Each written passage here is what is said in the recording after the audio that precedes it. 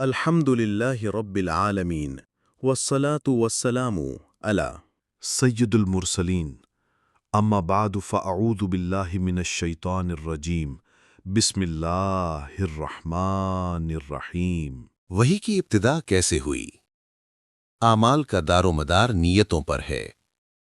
علقمہ بن وقاص لیثی کہتے ہیں کہ میں نے حضرت عمر بن خطاب رضی اللہ عنہ کو منبر پر یہ کہتے سنا کہ میں نے رسول اللہ صلی اللہ علیہ وسلم کو یہ فرماتے سنا، اے لوگو، اعمال نیت ہی پر ہیں، ہر شخص کے لیے وہی ہے جو اس نے نیت کی، لہٰذا جس کی ہجرت اللہ اور اس کے رسول کی طرف ہو، اس کی ہجرت اللہ اور اس کے رسول ہی کی طرف ہے، اور جس کی ہجرت دنیا کی طرف ہو تاکہ اسے حاصل کرے، یا کسی عورت کی جانب ہو کہ اس سے شادی کرے، تو اس کی ہجرت اسی کی طرف ہے جس کی طرف اس نے ہجرت کی۔ سیدنا عمر بن خطاب رضی اللہ عنہ یہ عام الفیل کے 13 سال بعد پیدا ہوئے۔ 39 مردوں کے بعد حضور اقدس صلی اللہ علیہ وسلم کی دعا سے 6 نبوی میں ایمان لائے۔ 13 ہجری 23 جمیدی الاخرہ بروز سیشنبہ مسند خلافت پر متمکن ہوئے۔ حضرت مغیرہ بن شعبہ رضی اللہ عنہ کے غلام ابو لؤلؤ فیروز مجوسی نے نماز فجر میں آپ کو زخمی کیا۔ 3 دن کے بعد 28 ذوالحجہ بروز دوشنبہ شہید ہوئے۔ روضہ پاک میں حضرت صدیق اکبر کے پہلو میں دفن ہوئے۔ عمر مبارک 63 سال ہوئی۔ 10 سال 6 مہینے 5 دن بڑی شان و شوکت کے ساتھ نیابت رسول کا حق ادا کیا۔ انہی کے عہد خلافت میں وقت کے 2 عظیم فرعون قیصر روم و کسرائے ایران کی ہزارہا سالہ جابرانہ ظالمانہ سلطنتیں پاش ہوئیں۔ عراق، ایران، مکران، بلوچستان، شام، فلسطین، مصر وغیرہ وغیرہ بڑے ممالک اسلام کے زیر نگین ہوئے۔ 4 دانگ عالم میں اسلام کی ہیبت و شوکت بیٹھ گئی، جیسا کہ خود حضور اقدس صلی اللہ علیہ وسلم نے اس کی خبر دی تھی۔ الاعلام۔ سیدنا عمر بن خطاب رضی اللہ عنہ یہ عام الفیل کے 13 سال بعد پیدا ہوئے۔ 39 مردوں کے بعد حضور اقدس صلی اللہ علیہ وسلم کی دعا سے 6 نبوی میں ایمان لائے۔ 13 ہجری 23 جمیدی الاخرہ بروز سیشنبہ مسند خلافت پر متمکن ہوئے۔ حضرت مغیرہ بن شعبہ رضی اللہ عنہ کے غلام ابو لؤلؤ فیروز مجوسی نے نماز فجر میں آپ کو زخمی کیا۔ 3 دن کے بعد 28 ذوالحجہ بروز دوشنبہ شہید ہوئے۔ روضہ پاک میں حضرت صدیق اکبر کے پہلو میں دفن ہوئے۔ عمر مبارک 63 سال ہوئی۔ 10 سال 6 مہینے 5 دن بڑی شان و شوکت کے ساتھ نیابت رسول کا حق ادا کیا۔ انہی کے عہد خلافت میں وقت کے 2 عظیم فرعون قیصر روم و کسرائے ایران کی ہزارہا سالہ جابرانہ ظالمانہ سلطنتیں پاش ہوئیں۔ عراق، ایران، مکران، بلوچستان، شام، فلسطین، مصر وغیرہ وغیرہ بڑے ممالک اسلام کے زیر نگین ہوئے۔ 4 دانگ عالم میں اسلام کی ہیبت و شوکت بیٹھ گئی، جیسا کہ خود حضور اقدس صلی اللہ علیہ وسلم نے اس کی خبر دی تھی۔ الاعلام۔ ابو حفص کنیت فاروق اعظم لقب ہیں، ان سے 537 حدیث مروی ہیں۔ صحابہ میں عمر بن خطاب نام کے اور کوئی صاحب نہیں، البتہ راویان حدیث میں اس نام کے 6 حضرات ہیں۔ صحابہ کرام میں عمر نام کے 23 اور حضرات ہیں، اور عمرو نام کے 200 سے زائد صحابہ کرام ہیں۔ عمر اور عمرو لکھنے میں یکساں ہی ہیں، اس لیے امتیاز کے لیے عمرو کے ساتھ واو لکھا جاتا ہے اور عمر بغیر واو کے۔ جو واو کے ساتھ لکھا ہو وہ عمرو ہے، عین کے فتح اور میم کے جزم کے ساتھ، اور جو عمر بغیر واو کے ہے یہ عین کے ضمہ اور میم کے فتح کے ساتھ ہے۔ اس پر اہل سنت کا اجماع ہے کہ تمام امت سے افضل صدیق اکبر ہیں، پھر فاروق اعظم، پھر عثمان غنی، پھر علی مرتضیٰ، پھر عشرہ مبشرہ میں سے بقیہ رضوان اللہ علیہم مجمعین۔ اس حدیث کی حیثیت ابن مندہ کی تصریح کے مطابق یہ حدیث علاوہ حضرت عمر کے، حضرت علی و حضرت سعد و حضرت ابو سعید خدری و عبداللہ بن مسعود و عبداللہ بن عمر و انس و ابن عباس و معاویہ و ابو ہریرہ و عبادہ بن صامت و عتبہ بن عبد الاسلمی و حنظال بن سوید و عقبہ بن عامر و جابر و ابو ذر و عقبہ ابن منذر و عقبہ بن مسلم رضی اللہ عنہم میں بھی مروی ہے۔ ابن مندہ کا یہ قول اگر صحیح ہے تو یہ حدیث متواتر ہے، مگر اکثر محدثین کی رائے یہ ہے کہ یہ حدیث صرف حضرت عمر ہی سے مروی ہے اور ان کے بعد یحییٰ بن سعید انصاری تک اس کے راوی ایک ایک رہے۔ یحییٰ بن سعید کے بعد یہ حدیث پھیلی۔ ابو سعید محمد بن علی کتاب نے کہا کہ 150 اور ابن مندہ نے کہا کہ 300 سے زائد۔ حافظ ابو موسیٰ مدینی اور ابو اسماعیل حروی نے کہا کہ 700 حضرات نے بھی بن سعید سے اس حدیث کو روایت کیا۔ اس پر کچھ کلام بھی کیا گیا ہے، مگر اندہ تحقیق یہ حدیث صحیح غریب مشہور ہے۔ یہ امہ حدیث ہیں۔ حضرت امام اعظم رضی اللہ عنہ نے اپنے صاحبزادے حضرت حماد کو مین باتوں کی نصیحت فرمائی تھیں۔ ان میں 19ویں یہ تھی کہ میں نے 5 لاکھ حدیثوں میں سے 5 حدیثیں منتخب کی ہیں، ان پر اعتماد کرنا۔ پھر اس حدیث کو بھی انہی 5 حدیثوں میں ذکر فرمایا۔ سبب ارشاد۔ حضرت عبداللہ بن مسعود فرماتے ہیں، مکہ میں ایک شخص نے قیس نامی ایک عورت کو نکاح کا پیغام دیا۔ قیس نے یہ شرط رکھی کہ اگر تم مدینہ ہجرت کر کے چلو تو تم سے نکاح کر لوں گی۔ انہوں نے ہجرت کی اور ان دونوں کا نکاح ہو گیا۔ ان کو ہم لوگ مہاجر قیس کہتے تھے۔ اس پر علامہ ابن حجر نے اعتراض فرمایا کہ یہ محض قیاس ہے، اس واقعے کو سبب ارشاد ٹھہرانا درست نہیں، اس لیے کہ روایتی ثبوت ضروری ہے اور روایت سے اس کا کوئی ثبوت نہیں۔ اسی طرح ابن بطال مشہور محدث نے بحوالہ ابن سراج یہ بتایا کہ اسلام سے پہلے عربی اپنی لڑکیوں کا نکاح جمی نسل کے لوگوں سے نہیں کرتے تھے۔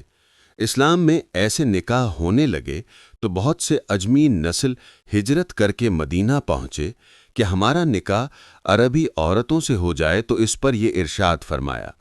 اس پر وہی اعراض ہے کہ اس کا کیا ثبوت کہ اسی وجہ سے یہ ارشاد فرمایا۔ یہ کہنا کہ ان لوگوں نے ایسی روایت پر اطلاع پائی جبھی تو اسے سبب ارشاد ٹھہرایا۔ یہ جواب پہلی وجہ میں بھی چل سکتا ہے کہ جن لوگوں نے مہاجر قیس کے واقعے کو سبب ارشاد ٹھہرایا انہیں بھی کوئی روایت معتمد ملی ہوگی۔ واللہ عالم۔ تبرانی معجم کبیر۔ اعمال یہ عمل کی جمع ہے اور مراد فعل ہے، مگر عند الاطلاق افعال سے مراد افعال جوارح ہی ہوتے ہیں اور اعمال عام ہے۔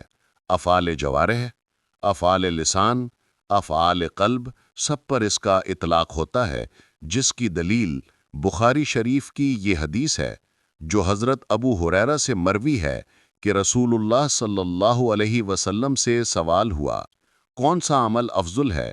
فرمایا، اللہ اور اس کے رسول پر ایمان۔ پوچھا گیا، پھر کون؟ تو فرمایا، جہاد۔ پھر دریافت کیا گیا، پھر کون سا؟ فرمایا، حج مقبول۔ یہ عبادات، محرمات، مکروہات اور مباحات سب کو شامل ہے، مگر یہاں مراد صرف اعمال صالحہ ہیں، اور یہ نظر دقیق مباحات بھی۔ نیت کی جمع ہے۔ نیت دل کے پختہ ارادے کو کہتے ہیں، خواہ وہ کسی چیز کا ہو، اور شریعت میں عبادت کے ارادے کو کہتے ہیں۔ تلویح، ارادہ، عزم، قصد۔ محققین کے نزدیک ارادہ اس صفت کو کہتے ہیں جس سے 2 متساوی چیزوں میں ایک کو ترجیح دی جائے، خواہ قدیم ہو خواہ حادث۔ نیت، عزم، قصد، تینوں میں ارادہ حادث مراد ہے، اسی لیے ان کا اطلاق باری تعالیٰ پر نہیں ہوتا، بخلاف ارادے کے کہ اس کا اطلاق اللہ تعالیٰ پر بھی ہوتا ہے۔ عزم وہ ارادہ ہے جو فعل پر مقدم ہو۔ قصد وہ ارادہ ہے جو فعل سے متصل اور فعل کے ساتھ پایا جاتا ہو۔ نیت وہ ارادہ ہے جو عمل سے متصل و مقرون ہونے کے ساتھ ساتھ اس میں عمل کی غایت بھی مرہوز ہو۔ مثلا ایک شخص نے حج کا ارادہ کیا، سفر شروع کرنے تک عزم ہے، سفر شروع ہونے کے بعد قصد، اور اگر اس میں یہ بھی ملحوظ ہے کہ یہ حج کا سفر ہے تو نیت۔ امام شافعی کا مذہب، وضو میں نیت شرط ہے یا نہیں؟ امام شافعی وغیرہ کے نزدیک وضو میں نیت شرط ہے، اس لیے اگر کسی نے وضو بغیر نیت کے کیا تو اس کا وضو صحیح نہ ہوا، اس وضو سے نماز نہ ہوگی۔ ان کے استدلال کا خلاصہ یہ ہے، امام شافعی کا استدلال، اس پر سب کا اتفاق ہے کہ الاعمال سے مراد عبادات ہیں، مطلقاً ہر عمل نہیں۔ مثلاً مباح یہ گناہ مراد نہیں، الاعمال پر الف لام استغراق کے لیے ہے، اس لیے اس میں تمام عبادات داخل ہیں، خواہ وہ مقصودہ ہوں خواہ غیر مقصودہ۔ اور اگر الف لام جنس کے لیے مانے تو بھی یہی حاصل، اس لیے کہ انما حصر کے لیے ہے، نیز مسند الہ کا معرفہ ہونا بھی مفید حصر ہے، اور جنس کا حصر اسی وقت ہوگا جبکہ اس کے تمام افراد کا حصر ہو۔ اگر ایک فرد بھی خارج ہوگا تو جنس کا حصر نہ ہوگا۔ باتفاق فریقین الاعمال کا مضاف محذوف ہے، کسی خاص مضاف کے حذف پر کوئی قرینہ نہیں، اس لیے مضاف محذوف عام ہوگا، یعنی وجود، حصول وغیرہ۔ تو اب مطلب یہ ہوا کہ کوئی عمل بغیر نیت کے موجود نہیں ہوتا، یہ باطل، اس لیے کہ اذان، قرات، ذکر وغیرہ بہت سی عبادتوں کا وجود باتفاق فریقین ہو جاتا ہے۔ تو اب اس حدیث کے صد کے لیے یہاں معنی مجازی مراد لینا لازم ہو، اور یہ معنی مجازی حکم ہے، اور حکم دو ہیں، دنیاوی یعنی صحت و فساد، اور آخروی یعنی ثواب۔ امام شافعی کے یہاں عموم مجاز مراد لینا جائز نہیں، اس لیے بیک وقت دونوں مراد نہیں ہو سکتے، ان دونوں میں صرف ایک ہی مراد ہوگا۔ بنسبت ثواب کے صحت عمل کے قریب تر ہے، اس لیے کہ صحت عمل پر مرتب ہوتی ہے، اور ثواب صحت عمل پر، یعنی صحت کا ترتب عمل پر بلا واسطہ ہے اور ثواب کا با واسطہ، اس لیے صحت مراد لینے کو ثواب پر ترجیح ہوئی۔ اب حدیث کا مطلب یہ ہوا کہ جتنے بھی اعمال ہیں، خواہ وہ مقصودہ ہوں خواہ غیر مقصودہ، سب کی صحت نیت پر ہے۔ اگر نیت ہے تو صحیح ورنہ فاسد، اس لیے وضو بھی بلا نیت صحیح نہیں۔ حاشیہ خیالی ملا عبد الحکیم۔ جواب: اس استدلال سے یہ ثابت ہوا کہ کوئی عبادت نیت کے بغیر عبادت نہیں، اس سے ہمیں انکار نہیں۔ ہم بھی یہ مانتے ہیں کہ بلا نیت کوئی بھی عمل عبادت نہیں، حتیٰ کہ وضو و غسل بھی بغیر نیت عبادت نہ ہوں گے، مگر کسی عمل کا صحیح ہونا اور بات ہے اور اس کا عبادت ہونا اور بات۔ یہ ہو سکتا ہے کہ ایک شے فی نفسہ صحیح ہو مگر عبادت نہ ہو، جیسے نکاح، اگر بلا نیت اطاعت کیا عبادت نہ ہوا مگر شرعاً صحیح ہے۔ اسی طرح ہم کہتے ہیں کہ اگر کسی نے بغیر نیت وضو کیا تو یہ وضو صحیح اگرچہ عبادت نہ ہوگا، اس پر ثواب نہ ملے گا۔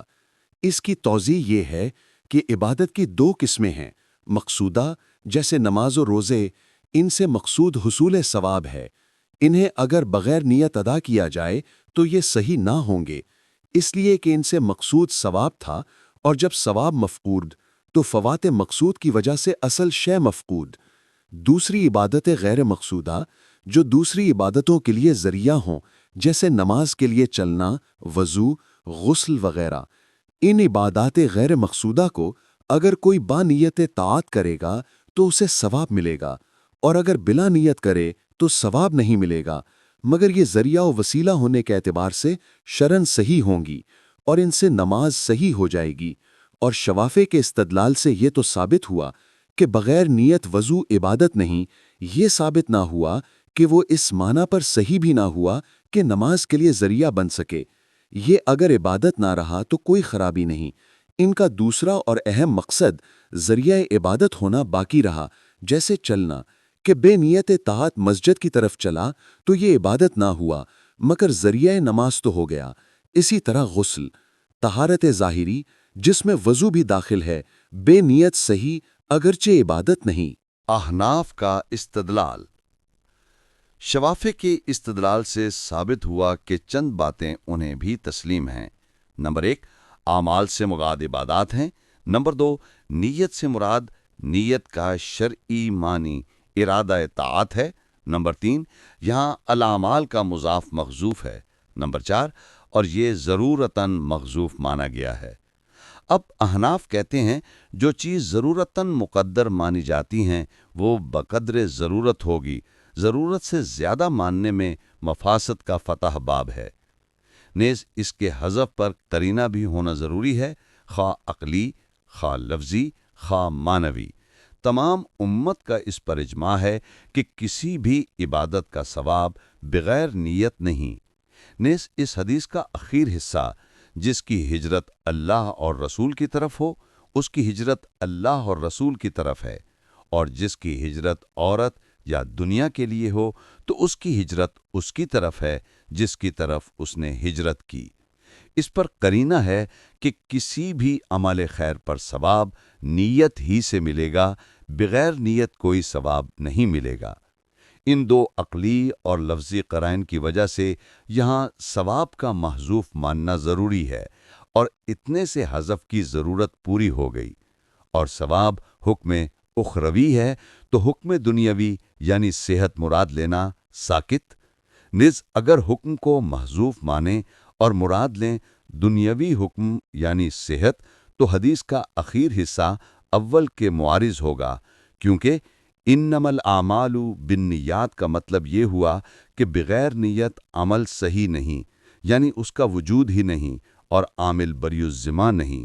حالانکہ حضور اقدس صلی اللہ علیہ وسلم نے بلا نیت طاعت صرف حصول دنیا یا حصول عورت کے لیے ہجرت کرنے والے کی ہجرت کو ہجرت فرمایا اور ان کو ادائے فرض سے سبک دوش مانا، ورنہ لازم آئے گا کہ یہ صحابہ تھارے کے فرض ہو کر فاسق ہوئے، کیونکہ قبل فتح مکہ ہجرت فرض تھی، اور صحابہ کلو عادل تو ماننا پڑے گا کہ یہ ہجرت صحیح، اور ایسے مہاجر بھی ہجرت کے فرض سے سبک دوش ہو گئے۔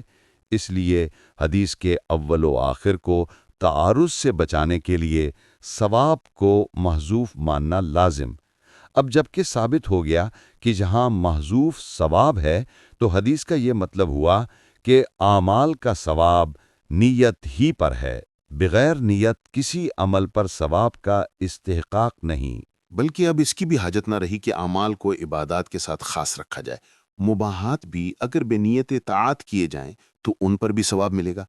یہ دوسری بات ہے کہ اب یہ مباحات عبادات ہو جائیں گے، مگر یہاں بحث یہ نہیں کہ کیا چیز معال کے اعتبار سے عبادت ہو سکتی ہے، بلکہ گفتگو اس میں ہے کہ جو چیز فی الحال عبادت ہے وہی مراد ہے، یا جو فی الحال مباح ہے اور معال کار عبادت ہو وہ بھی مراد ہے۔ صرف نیت پر ثواب۔ اول حصے میں اعمال افعال جو ارحان اور افعال قلب کو شامل تھا، جس میں نیت بھی داخل ہے، مگر نیت کے لیے نیت ضروری قرار دینے میں تسلسل لازم آتا ہے کہ پھر اس نیت کے لیے بھی نیت ضروری ہوگی۔ اسی طرح یہ سلسلہ غیر متناہی چلے گا، اس لیے ماننا پڑے گا کہ وہاں اعمال سے نیت خارج ہے۔ انما الاعمال بالنیات سے نیت کے سوا جملہ اعمال کا حکم بیان فرمانے کے بعد نیت کا حکم ارشاد فرمایا کہ ہر شخص کو اس کی نیت ہی کا ثواب ملے گا۔ اس کی تشریح اس حدیث قدسی میں ہے کہ اللہ عز و جل نے فرمایا، جب کوئی میرا بندہ برائی کا ارادہ کرے تو اسے مت لکھنا، جب بندہ کسی نیکی کرنے کا ارادہ کرے اور نہ کر سکے تو وہ ایک نیکی لکھو، اور اگر اسے کر لے تو 10 لکھو۔ غزوہ تبوک میں ارشاد فرمایا، مدینہ طیبہ میں کچھ لوگ اپنی مجبوریوں کی وجہ سے رہ گئے، ہمارے ساتھ نہیں آ سکے، وہ بھی ثواب میں ہمارے شریک ہیں۔ صحابہ نے عرض کیا، یا رسول اللہ، جب وہ ہمارے ساتھ شریک نہیں تو ثواب میں کیسے شریک ہو گئے؟ فرمایا، اپنی سچی نیت کی بدولت۔ حضرت عثمان غنی رضی اللہ عنہ، حضرت رقیہ رضی اللہ عنہ کی تیمارداری کی وجہ سے غزوہ بدر میں شریک نہ ہو سکے، مگر اپنی نیت کی بدولت ثواب میں شریک ہیں، اور مال غنیمت میں بھی انہیں حصہ ملا۔ اس سے صاف ظاہر ہو گیا کہ آدمی اگر کسی نیک کام کے کرنے کا ارادہ کرے اور نہ کر سکے تو اس پر بھی ثواب ملے گا۔ اس کو دوسری حدیث میں فرمایا، نیت المؤمن خیر من عملہ، مومن کی نیت اس کے عمل سے بہتر ہے، اس طرح کہ نیت پر ثواب بلا شرط ہے اور عمل پر بشرط نیت ہے۔ نیز نیت میں کوئی مشقت نہیں اور عمل میں مشقت ہے۔ تفریح۔ وہ حکم کلی بیان فرمانے کے بعد اس پر 2 جزئی تفریح فرمائی۔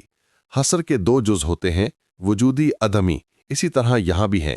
ایک وجودی یعنی تمام اعمال کا ثواب نیت سے ہی حاصل ہوتا ہے۔ اس پر ارشاد فرمایا، جس کی ہجرت اللہ اور اس کے رسول کی طرف ہو، اس کی ہجرت اللہ اور اس کے رسول ہی کی طرف ہے۔ دوسرے آدمی یعنی کسی عمل پر بغیر نیت ثواب نہیں، اس پر فرمایا اور جس کی ہجرت دنیا حاصل کرنے یا کسی عورت سے شادی کرنے کے لیے ہو، اس کی ہجرت اس کی طرف ہے جس کی طرف اس نے ہجرت کی۔ ہجرت کے معنی، ہجرت کے لغوی معنی چھوڑنے کے ہیں۔ حدیث میں ہے المہاجر من حجر ما نہى اللہ عنہ، مہاجر وہ ہے جو چھوڑ دے وہ جن سے اللہ نے منع فرمایا۔ شریعت میں ہجرت دین بچانے کے لیے ایک جگہ سے دوسری جگہ منتقل ہونے کو کہتے ہیں۔ ہجرت کبھی فرض ہوتی ہے، کبھی واجب، کبھی سنت، کبھی مستحب، کبھی حرام، کبھی مکروہ اور کبھی خلاف اولا۔ دنیا دنوف سے مشتق ہے، فعل کے وزن پر، اس میں تفضیل مؤنث ہے۔ دونوں کے معنی قریب ہونا، دنیا کے لغوی معنی بہت زیادہ قریب ہونے والی، اور معنی عرفی سے مناسبت یہ ہے کہ دنیا زوال و فنا کے بہت قریب ہے۔ شریعت میں دنیا کسے کہتے ہیں، اس بارے میں 2 قول ہیں۔ ایک یہ کہ جو کچھ آسمانوں اور زمین میں ہے دنیا ہے، دوسرے یہ کہ تمام مخلوقات خواہ آراز ہوں خواہ جواہر دنیا ہیں۔ ہجرت کی اقسام۔ حضور اقدس صلی اللہ علیہ وسلم کے عہد مبارک میں 4 قسم کی ہجرت ہوئی۔ حبشہ کی ہجرت اولا، حبشہ کی ہجرت ثانیہ، قبل فتح مکہ سے مدینہ کی طرف ہجرت، قبائل عرب کی مدینہ کی طرف ہجرت۔ احادیث میں جہاں کہیں ہجرت کا لفظ مطلق آیا ہے، اس سے مراد مدینہ کی طرف ہجرت ہے۔ اس کے علاوہ احادیث میں ہجرت کا اطلاق ان معنی پر بھی آیا ہے: 1 شرعی وجوہ کی بنا پر ایک جگہ سے دوسری جگہ منتقل ہونا، جیسا کہ بعض احادیث میں آیا ہے جب تک توبہ منقطع نہ ہوگی ہجرت بھی منقطع نہ ہوگی، اور توبہ سورج کے مغرب سے طلوع ہونے کے بعد منقطع ہو گیا، اور فرمایا جب تک جہاد ہے ہجرت ہے، جب تک دشمن لڑتا رہے گا ہجرت ہے۔ 2 اسی میں ایک حدیث یہ بھی ہے، ہجرت کے بعد ہجرت ہوگی، زمین کے اچھے لوگ حضرت ابراہیم کی ہجرت کی جگہ یعنی شام میں منتقل ہو جائیں گے اور بقیہ زمین پر بدترین لوگ رہ جائیں گے۔ 2 منہیات شرعیہ چھوڑنا۔ الف ابو داؤد، نسائی، بے مسند امام احمد۔ ہجرت کی اقسام۔ حضور اقدس صلی اللہ علیہ وسلم کے عہد مبارک میں 4 قسم کی ہجرت ہوئی۔ حبشہ کی ہجرت اولا، حبشہ کی ہجرت ثانیہ، قبل فتح مکہ سے مدینہ کی طرف ہجرت، قبائل عرب کی مدینہ کی طرف ہجرت۔ احادیث میں جہاں کہیں ہجرت کا لفظ مطلق آیا ہے، اس سے مراد مدینہ کی طرف ہجرت ہے۔ اس کے علاوہ احادیث میں ہجرت کا اطلاق ان معنی پر بھی آیا ہے: 1 شرعی وجوہ کی بنا پر ایک جگہ سے دوسری جگہ منتقل ہونا، جیسا کہ بعض احادیث میں آیا ہے جب تک توبہ منقطع نہ ہوگی ہجرت بھی منقطع نہ ہوگی، اور توبہ سورج کے مغرب سے طلوع ہونے کے بعد منقطع ہو گیا، اور فرمایا جب تک جہاد ہے ہجرت ہے، جب تک دشمن لڑتا رہے گا ہجرت ہے۔